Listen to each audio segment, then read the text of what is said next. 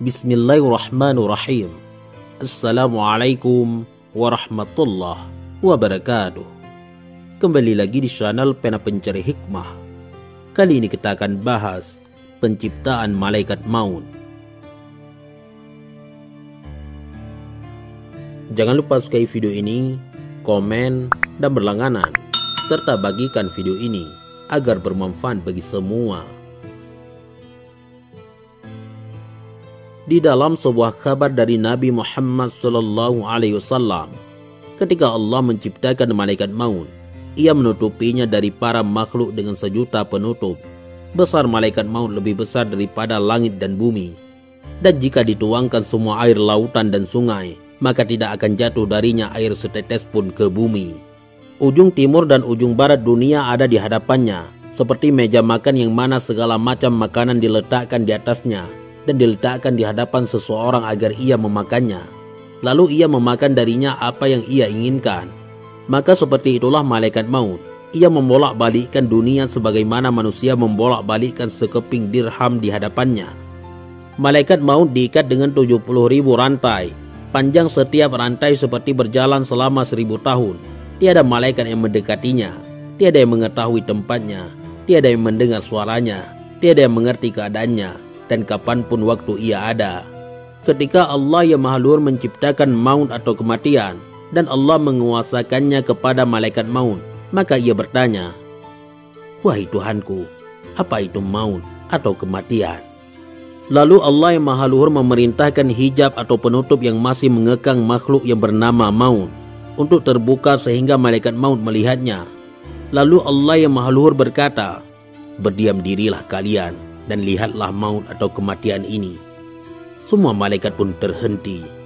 Allah yang Maha Luhur pun berkata kepadanya, "Makhluk yang bernama maut atau kematian, terbanglah ia atas mereka. Kepakkan semua sayap dan bukalah semua matamu." Ketika ia makhluk yang bernama maut atau kematian terbang, para malaikat pun melihatnya. Maka mereka atau para malaikat pun tersungkur pingsan selama 1000 tahun. Ketika para malaikat sadar, mereka berkata, "Wahai Tuhan kami, apakah engkau menciptakan makhluk yang lebih besar daripada ini?"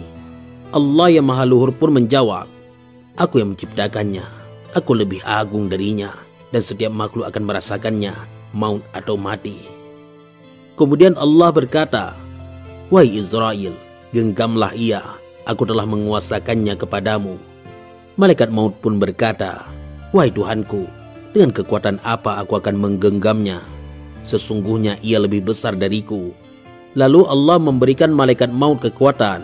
Kemudian ia menggenggam maut atau kematian. Maka maut pun menjadi tenang di tangan malaikat Israel.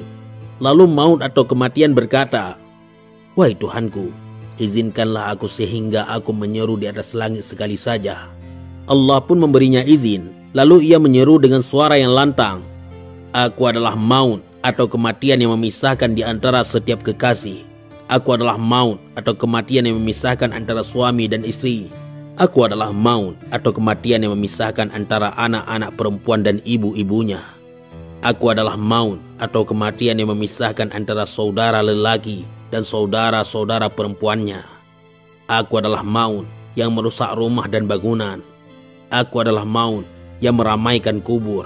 Aku adalah maut yang mana aku mencari dan menemukan kalian walaupun kalian ada di dalam gedung besi yang terkunci. Tiada makhluk yang tersisa kecuali mereka akan merasakanku." Sesungguhnya orang kafir, orang munafik, dan orang yang celaka, tatkala kematian mendatangi mereka, maka kematian turun kepada mereka. Di sebelah kirinya ada malaikat siksa yang hitam wajahnya lagi melotot matanya. Malaikat siksa tersebut membawa pakaian yang terbuat dari siksaan. Mereka duduk dari arah kejauhan sampai datangnya malaikat maut. Ketika malaikat maut datang kepada salah satu dari mereka, atau orang kafir, munafik, dan orang yang celaka, ia berdiri di hadapannya dalam bentuk yang menyeramkan. Kemudian jiwa orang itu berkata, "Siapa kamu? Apa yang kamu inginkan?"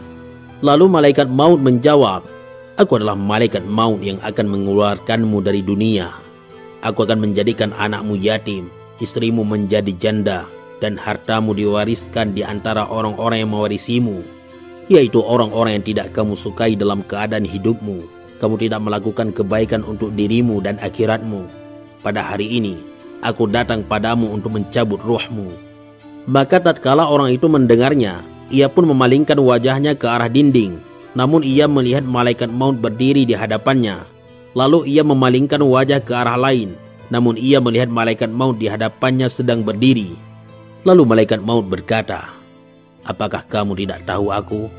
Aku adalah malaikat maut yang mana aku telah mencabut ruh kedua orang tuamu.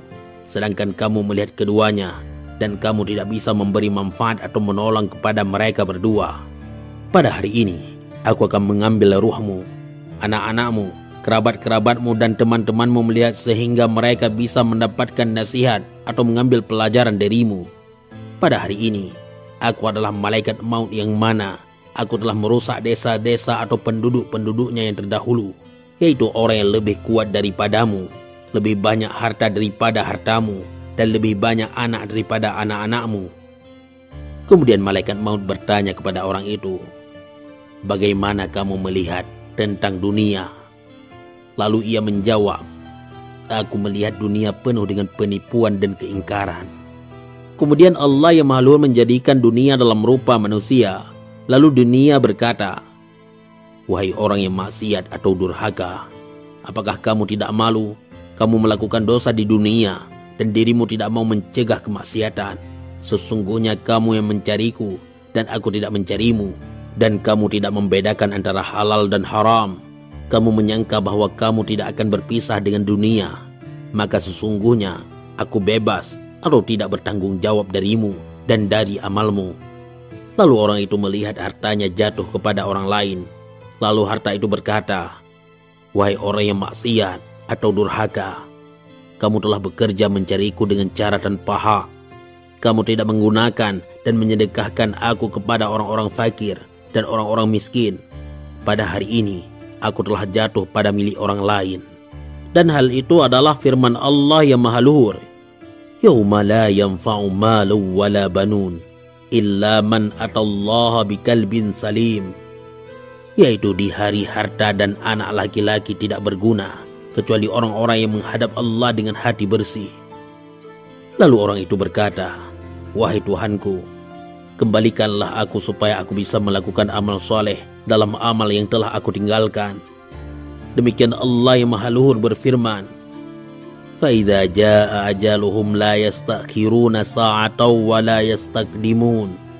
Maka apabila telah datang ajalnya, maka mereka tidak dapat mengundurnya sesaat pun dan juga tidak dapat memajukannya. Kemudian ruh orang itu diambil. Jika orang itu adalah orang mukmin, maka dalam keberuntungan, dan jika orang itu adalah orang kafir atau munafik, maka dalam celaka. Sesuai firman Allah yang Maha Luhur, "Kalla inna kitabal fujjara lafi sijjin." Sekali-kali jangan curang, karena sesungguhnya kitab orang-orang yang durhaka tersimpan dalam sijjin, atau buku catatan amal yang tertulis jelas. Wallahu a'lam bishawab. Mudah-mudahan ini semua bermanfaat. Assalamualaikum warahmatullahi wabarakatuh.